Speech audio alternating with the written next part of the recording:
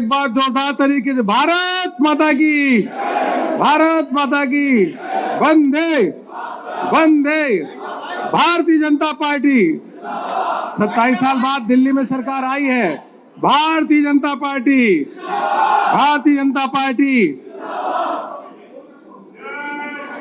जय जय श्री राम। आज ये हम सब के लिए बहुत प्रसन्नता का विषय है कि हम सब की पार्टी, विश्व की सबसे बड़ी पार्टी, आज भारतीय जनता पार्टी का स्थापना दिवस है। और यह सुखद संयोग है कि इस बार पार्टी का स्थापना दिवस रामनवमी के दिन ही पड़ रहा है। इस शुभ अवसर पे हम सबके बीच में विश्व के सबसे बड़े पार्टी के राष्ट्रीय अध्यक्ष, हम सबके नेता माननीय जेपी नड्डा जी हैं। मैं दिल्ली प्रदेश के अध्यक्ष से निवेदन करूंगा कि उनको पटका दे और दिल्ली में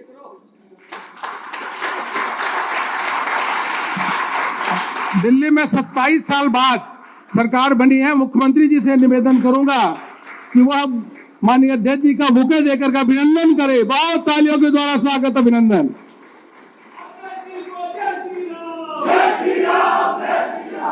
मित्रों, देश की राजधानी दिल्ली, आप लोग समय समय पे विभिन्न राज्यों की जीत होती थी तो आप आते थे और जीत में जोश उमंग के साथ कार्यक्रमों में भाग लेते थे। देश भर के कार्यकर्ता कहते थे कि दिल्ली में सरकार कब बनेगी। अब दिल्ली में 27 साल बाद भारतीय जनता पार्टी की प्रचंड बहुमत के साथ सरकार बन चुकी है। और दिल्ली के मुख्यमंत्री के रूप में भारतीय जनता पार्टी के एक सामान्य कार्यकर्ता, महिला कार्यकर्ता रेखा गुप्ता जी यहां पे मौजूद है। मैं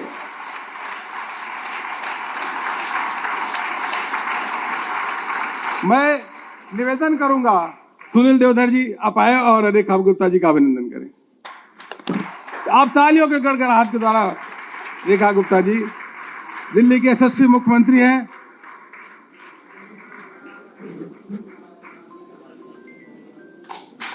तालियां।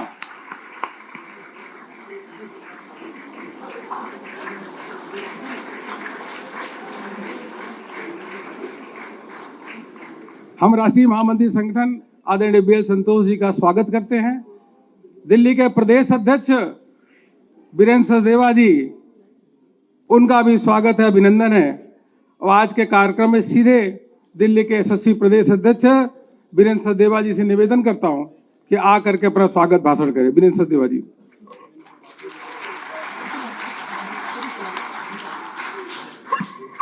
मंच पर उपस्थित हम सबको प्रेरणा देने वाले हमारे यशस्वी राष्ट्रीय अध्यक्ष आदरणीय श्री जगत प्रकाश नड्डा जी, हमारे राष्ट्रीय संगठन मंत्री आदरणीय श्री बीएल संतोष जी, हमारे राष्ट्रीय महामंत्री श्री अरुण सिंह जी, दिल्ली की हमारी यशस्वी मुख्यमंत्री बहन रेखा गुप्ता जी, उपस्थित सभी कार्यकर्ता बंधुओं। दोस्तों, आज हमारी पार्टी का स्थापना दिवस है और जैसा अरुण भाई साहब ने कहा कि संयोग से आज रामनवमी भी है और महर्षि कश्यप की जयंती भी है, तो मैं आज इन तीनों अवसर की आपको बहुत बहुत शुभकामनाएं, बहुत बहुत बधाई देता हूं।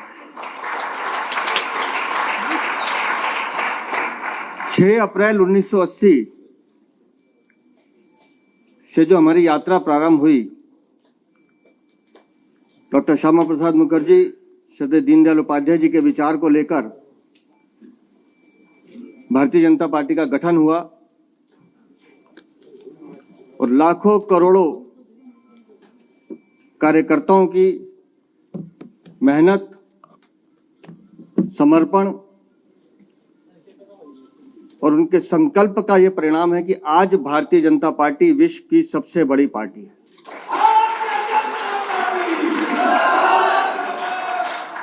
और हम सब कार्यकर्ता सौभाग्यशाली हैं कि हम उस पार्टी में काम कर रहे हैं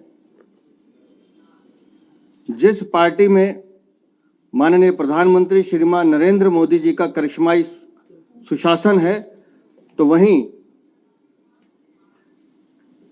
हमारे राष्ट्रीय अध्यक्ष के रूप में श्री जगत प्रकाश नड्डा जी का बहुत ही धैर्य, संयम और विवेकपूर्ण नेतृत्व भी है।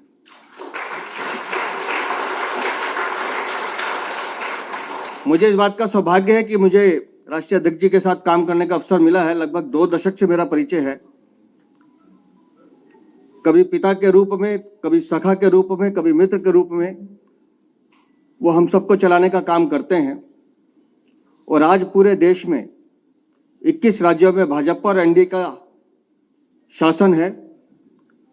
और जो लोग अंक शास्त्र में बिलीव करते हों वो शायद 13 के अंक को अशुभ मानते होंगे, लेकिन हमारे यशस्वी राष्ट्रीय अध्यक्ष जी का जादू है कि दिल्ली वो 13वां राज्य है जो उनके कार्यकाल में हम जीते हैं। तो आज के इस शुभ अवसर पर मैं आप सबका अभिनंदन करता हूं, स्वागत करता हूं। माननीय राष्ट्रीय अध्यक्ष जी का धन्यवाद करता हूं कि आपके मार्गदर्शन में लगातार पार्टी दिन रात चौगनी तरक्की कर रही है और लगातार आपकी प्रेरणा, आपका सानिध्य हम कार्यकर्ताओं को मिलते रहे। बहुत बहुत आभार, बहुत बहुत धन्यवाद।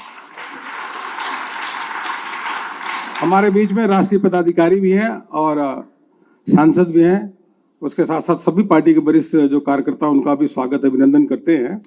और हम सबके बीच में माननीय राष्ट्रीय अध्यक्ष जी हैं, विश्व के सबसे बड़ी पार्टी के राष्ट्रीय अध्यक्ष, और माननीय प्रधानमंत्री जी के नेतृत्व में, आपके नेतृत्व में लगातार भारतीय जनता पार्टी का विजय प्रशस्त हो रहा है। अभी जब एक तरफ से हम लोग महाराष्ट्र में, पहले हरियाणा में, फिर महाराष्ट्र में, उसके बाद दिल्ली में सरकार बनाया, उससे पहले उड़ीसा में भी भारतीय जनता पार्टी की पहली बार सरकार बनी। ऐसे भारतीय जनता पार्टी के यशस्वी राष्ट्रीय अध्यक्ष जी से मैं निवेदन करता हूं कि आज देश भर के कार्यकर्ता आपको यहां से सुनने के लिए आतुर हैं। आप आए और देश भर के कार्यकर्ताओं का मार्गदर्शन करें। तालियों के द्वारा माननीय राष्ट्रीय अध्यक्ष जी का स्वागत और अभिनंदन करें।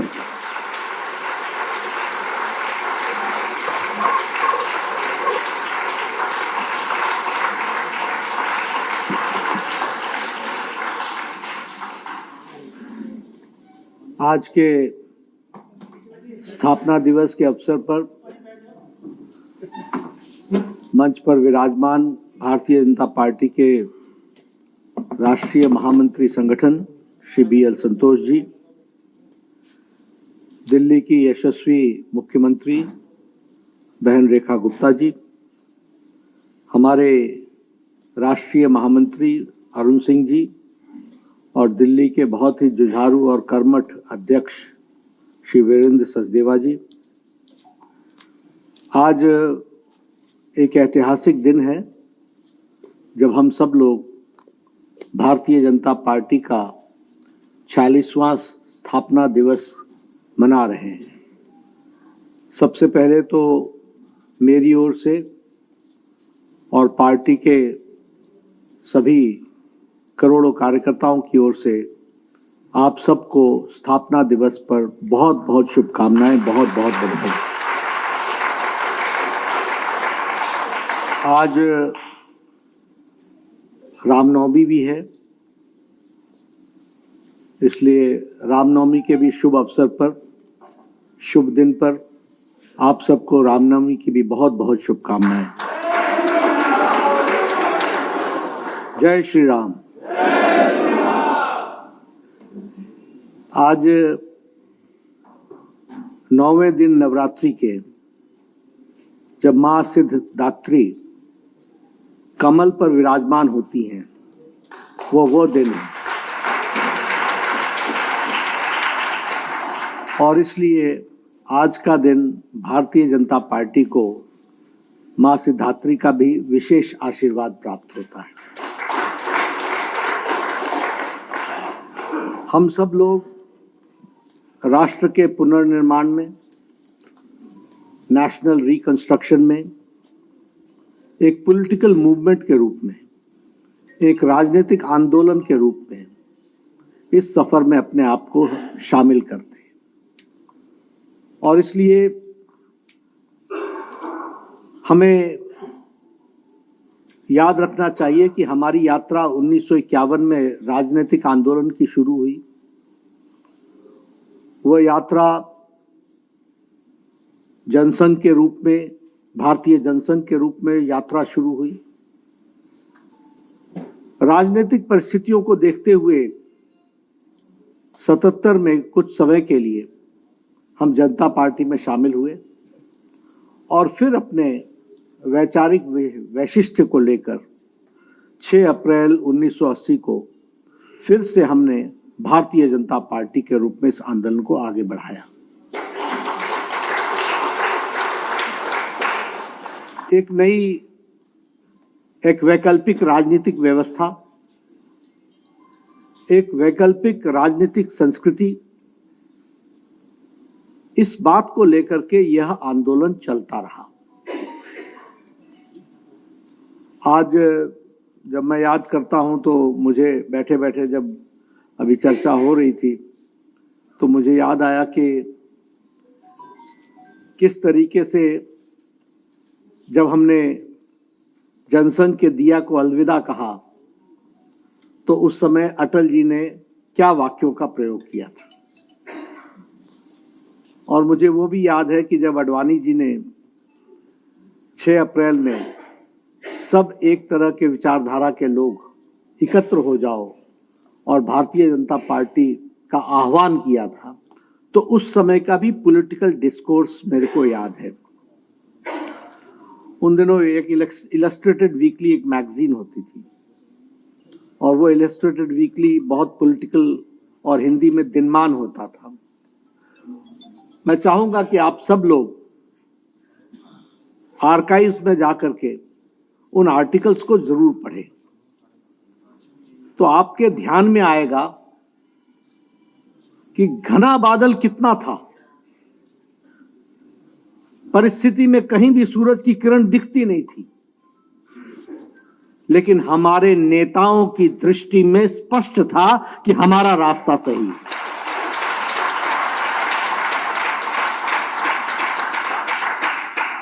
और इसलिए उसी से हम ताकत लेकर के आगे बढ़ते चले गए। और आज हम नहीं, हमारे विरोधी भी पार्लियामेंट में भी जब भाषण देते हैं तो कहते हैं ये जो दुनिया की सबसे बड़ी पार्टी है, यानी the certificate is not given by us, it is given by them. वो कटाक्ष हमारे ऊपर जरूर करें, लेकिन वह भी इस अलंकार के साथ कहते हैं कि ये जो दुनिया की सबसे बड़ी पार्टी है। कई बार हमको देखना चाहिए कि हमारे विरोधी भी हमारी ताकत को किस तरीके से पहचानते हैं। ये सब हमें ध्यान में रखना चाहिए कि हम वोट की खातिर इधर से उधर डिगे नहीं। हम सत्ता को पाने के लिए हमने कोई समझौता किया,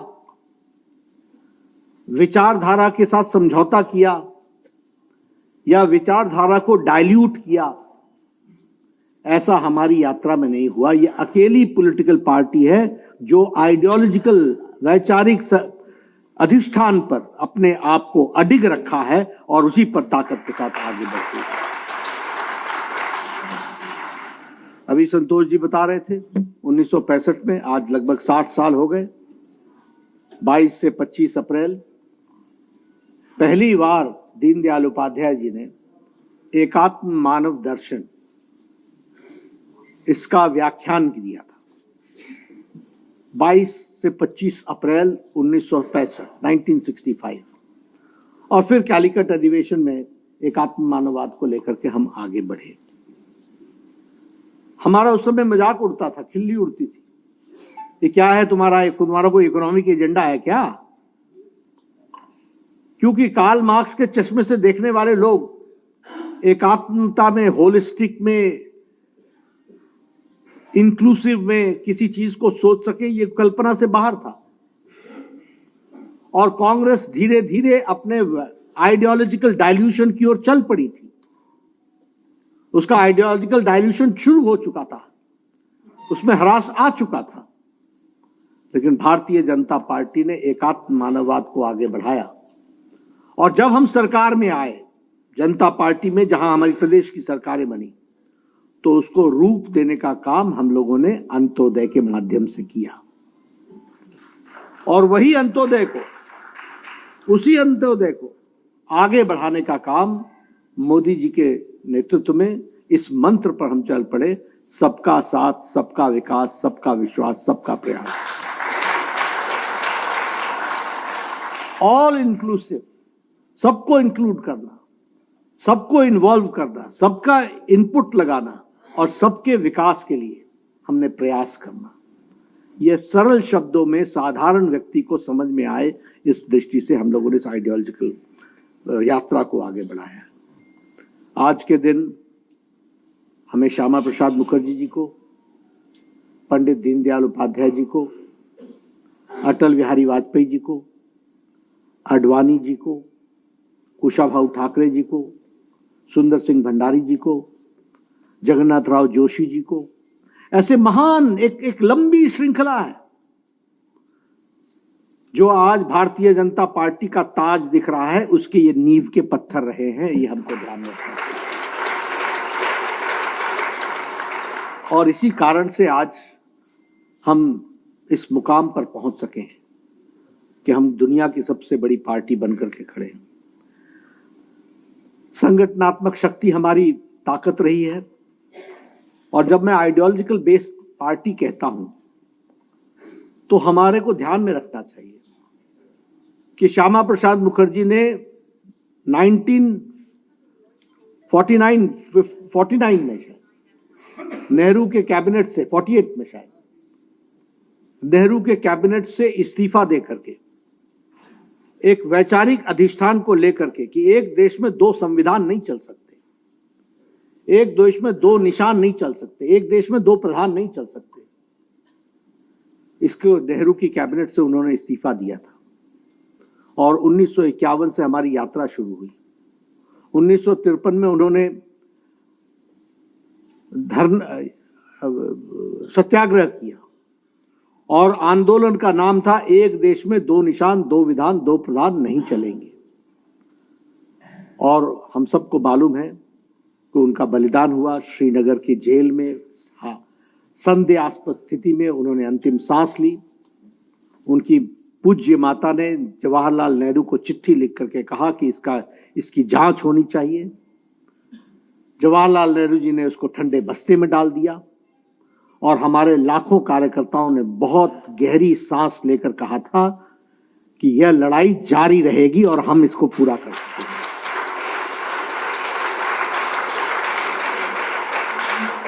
आप देखिए, कहां 1951, कहां 1953 में उनका स्वर्गवास होना, उनकी जान जानी, उनका बलिदान, उनकी शहादत। और 2019 के 6 अगस्त को मोदी जी के नेतृत्व में और अमित शाह जी के रणनीति से धारा 370 को हम धाराशाही करते हैं। ये आइडियोलॉजिकल, ये है हमारा आइडियोलॉजिकल अधिष्ठान। कितनी बार हम श्रीनगर गए, लाल चौक पर गए, झंडा फहराया, प्रधानमंत्री मोदी जी भी गए डॉक्टर मुरली मनोहर जोशी जी के साथ। मैं उस समय युवा मोर्चा का राष्ट्रीय अध्यक्ष था। कितनी बार यात्राएं निकली, कितनी बार भारत का संदेश लेकर के, तिरंगा लेकर के हम जम्मू कश्मीर गए, लेकिन हमने कभी भी कॉम्प्रोमाइज नहीं किया। और उसका नतीजा है कि आज हम हासिल करते हैं। आज रामनवमी का दिन है। 1987-88 में पालमपुर के अधिवेशन में आडवाणी जी की अध्यक्षता में उस समय एक प्रस्ताव पारित हुआ कि हम राम जन्मभूमि के मंदिर बनने के रास्ते को प्रशस्त करेंगे। ये है वाक्य। 1987 से चले, ढांचा भी टूट गया, लड़ाई चलती रही और साथ में हमने कहा था प्रजातांत्रिक तरीके से और संवैधानिक तरीके से राम मंदिर बनेगा। आपने देखा एक लंबी लड़ाई के बाद आज रामनवमी के दिन लाखों दर्शन करने वाले लोग भव्य रामलला की मूर्ति को और भव्य राम मंदिर को देखते हैं। इसलिए और हम लोगों ने हमेशा कहा we have not worked on the interest of the party, we have not worked in the interest of x और y, we have worked for the nation, nation first, देश को आगे रखा। ट्रिपल तलाक, जहां एक तरफ राजीव गांधी के नेतृत्व में शाहबानू केस में वह मुस्लिम अपीजमेंट में झुक गई, घुटने टेक दिए, सुप्रीम कोर्ट बोलता रहा कि मुस्लिम बहनों को आजाद करो, हिम्मत किसी में नहीं आई। और मैंने पार्लियामेंट में भी कहा, मैं यहां भी कहना चाहता हूं, बांग्लादेश, अफगानिस्तान, पाकिस्तान, सीरिया, टर्की, हमारे जितने भी इंडोनेशिया, मलेशिया, जितने भी मुस्लिम देश या मुस्लिम डोमिनेटेड देश हैं, कहीं भी ट्रिपल तलाक नहीं है, सब जगह ट्रिपल तलाक समाप्त हो गया है। यह हमारे भारत देश में ट्रिपल तलाक चल रहा था। लेकिन आज लाखों बहनों को आजाद कराने का काम भारतीय जनता पार्टी आदरणीय मोदी जी के नेतृत्व में हुआ। यह सीए, जवाहरलाल नेहरू और लियाकत अली का पैक्ट हुआ था, तय हुआ था कि यहां पर हमारे मुस्लिम भाइयों की रक्षा होगी और वहां हमारे हिंदू भाइयों की रक्षा होगी। आज ये अलग बात है कि जहां हमारे 22% हिंदू भाई होते थे, आज वो 2 या 3% पर आकर के पहुंच गए, 1.8 पर पहुंच गए। कहां गए हमारे सिख भाई, कहां गए हमारे पारसी भाई, कहां चले गए वो, क्या हुआ? हम लोगों ने कहा, और देखिए मनमोहन सिंह ने पार्लियामेंट में कहा कि इनकी चिंता करो। कांग्रेस के लोगों ने भाषण दिया, पर 10 साल सरकार में रहे, कुछ नहीं कर सके। ये राजनीतिक प्रताड़ना के कारण, रिलीजियस परसिक्यूशन के कारण जो लोग भारत में आए, उनको नागरिक बनने का अधिकार हमारी सरकार ने दिया। इसलिए हमने आइडियोलॉजी में कोई कॉम्प्रोमाइज नहीं किया। जो हमारी विचारधारा थी उसके साथ हमने कभी कॉम्प्रोमाइज नहीं होने दिया। और इसीलिए मैं ये कहना चाहूंगा, अभी ये वक्फ बोर्ड का टर्की में नहीं है, सब जगह पर एंडाउमेंट्स सरकार ने ले लिया। सरकार वक्फ की प्रॉपर्टी को चला रही है। हम तो सरकार भी नहीं चला रही है, हम तो जो चला रहे हैं उनको हम बता रहे हैं कि नियम से चलाओ, और नियम से चलना ही पड़ेगा। इस बात को वक्फ बोर्ड ने कहा है। और ये सारी प्रॉपर्टी और पावर और पैसा, ये सारा मुस्लिम भाइयों के शिक्षा पर, स्वास्थ्य पर, उनके रोजगार पर लगेगा। इस बात की चिंता होनी चाहिए। इसलिए हम वैचारिक पृष्ठभूमि पर आगे बढ़ रहे हैं। हम लोगों ने कहा कि हम ये अधिनायकवाद से बाहर निकलेंगे। अगर हम कहें तो आज राजपथ कर्तव्य पथ बन गया। सुभाष चंद्र बोस जी की मूर्ति वहां विराजमान हो गई। जॉर्ज का इंसिग्निया नेवी के उससे निकल गया और छत्रपति शिवाजी महाराज का सील वहां पर लग गई। हमारी कोशिश हुई कि जो भारतीय परंपरा, रीति, नीति, संस्कृति के साथ जुड़ा हुआ हमारा इतिहास है, उसको हम आगे बढ़ाएं।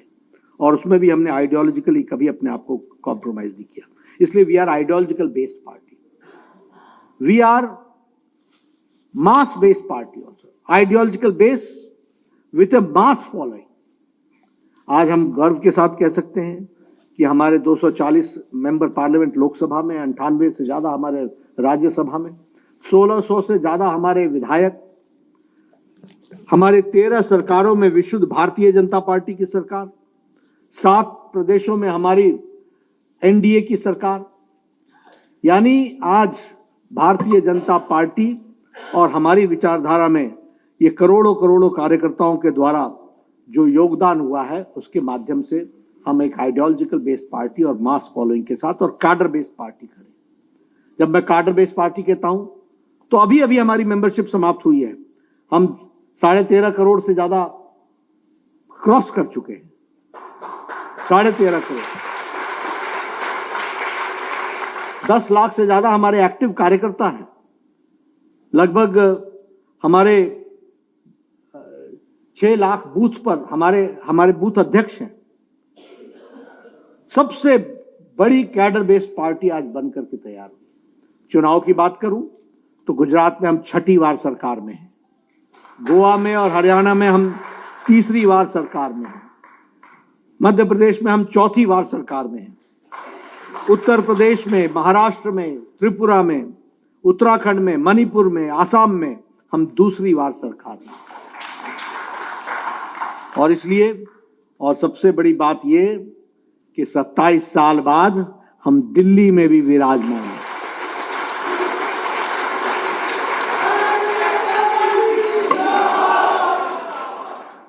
इसलिए मित्रों, यह हम सबको खुश होना चाहिए कि हम जैसे भी भारतीय जनता पार्टी के कार्यकर्ता बने हैं, हम बहुत सौभाग्यशाली हैं। Because this is the only political party which has got a scientific growth. ये बहुत ऑर्गेनाइजेशन को भी आगे बढ़ाना, इट्स ए साइंस। चुनाव जीतना यह भी एक साइंस है, यह भी एक अपने आप में एक कला है। और वैचारिक अधिष्ठान के साथ बिना कॉम्प्रोमाइज किए उसको पूरा करना, यह भारतीय जनता पार्टी का कमिटमेंट है। और अगर हम कहें तो चाहे वो प्रधानमंत्री गरीब कल्याण अन्न योजना हो, आयुष्मान भारत हो, स्वच्छता अभियान में हमारे इज्जत घर बनाने की बात हो, या फिर उज्ज्वला योजना में गैस का सिलेंडर देने की बात हो, गांव, गरीब, वंचित, पीड़ित, शोषित, दलित, किसान, हमारे युवा, महिलाएं, हमारे आदिवासी भाई, इन सब की चिंता अगर की है तो मोदी जी के नेतृत्व में 10 सालों में हम लोगों ने किया। और इसीलिए आज के दिन हमको दोनों बातें करनी चाहिए। अपना अतीत भी याद रखना चाहिए। मैं चाहूंगा आप सब लोगों को थोड़ा भी मौका मिले, श्यामा प्रसाद मुखर्जी जी के जीवन को हम पढ़ें, हमको जरा सा भी मौका मिले हम दीनदयाल उपाध्याय जी को जाने, हमें जरा सा भी मौका मिले तो हमारी जो नेताओं की श्रृंखला है, जिन्होंने नींव के पत्थर के रूप में पार्टी को इतना आगे बढ़ाया है, उन सब के बारे में जाने और उनसे प्रेरणा लेकर के आज जो जिम्मेवारी हमारे ऊपर है कंधों पर, उसको समझ करके चले। और जब हम आज की जिम्मेवारी बोलते हैं तो हमारी जिम्मेवारी विकसित भारत 2047 है, इसको भी हम डेवलप इंडिया, और इसके लिए हम सबको पूरी ताकत से लगने की आवश्यकता है।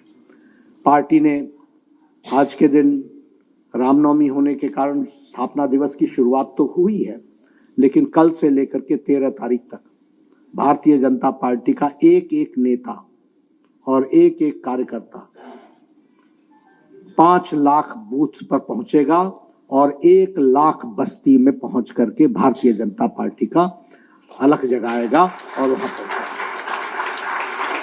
मैं तो यहां से निकल करके ही एक बूथ पर जाने वाला हूं। मेरा आप सबसे निवेदन है, और जो लोग देश में इलेक्ट्रॉनिक मीडिया से सुन रहे हैं उन सब से मेरा निवेदन है कि भारतीय जनता पार्टी का कोई भी कार्यकर्ता, नेता बिना एक दिन बूथ पर लगाए वो नहीं लौटेगा और 1 हफ्ते के अंदर करेगा। यह एक 14 तारीख को अंबेडकर जयंती है। 14 तारीख से लेकर के 25 तारीख तक 10 दिन तक हम सब लोग संविधान गौरव दिवस भी मनाएंगे, और बाबा साहब अंबेडकर जी का जो संविधान के प्रति भारत के संविधान के बनाने में, ड्राफ्टिंग में जो कंट्रीब्यूशन है, और उनका जो वैचारिक अधिष्ठान है, जिसको लेकर के लेटर और स्पिरिट में भारतीय जनता पार्टी आगे बढ़ रही है, और किस तरीके से कांग्रेस ने संविधान के मूल आत्मा को कुठाराघात करने का प्रयास किया, इसका पर्दाफाश करने का काम भी हम भारतीय जनता पार्टी के कार्यकर्ता we have to expose that. इसलिए हम सब लोग पूरी ताकत से लगें और इस काम को आगे बढ़ाएं।